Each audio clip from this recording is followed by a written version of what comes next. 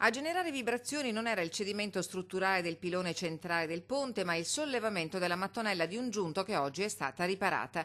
Il ponte sul tagliamento gode di buona salute, ma come ha insegnato purtroppo la tragedia del Ponte Morandi a Genova è meglio non scherzare col fuoco.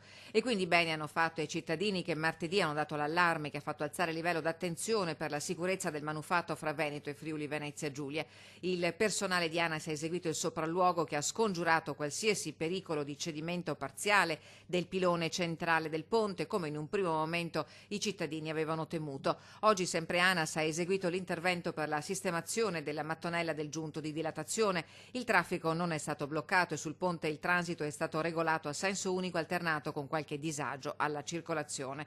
Sul posto hanno lavorato i vigili di San Michele al tagliamento di Latisana con i pompieri di Udine e Venezia e le squadre di Latisana e Portogruaro. Le ispezioni continuano nell'ambito di un progetto di monitoraggio dei ponti che coinvolgerà tutte le strutture di competenza ANAS in Veneto.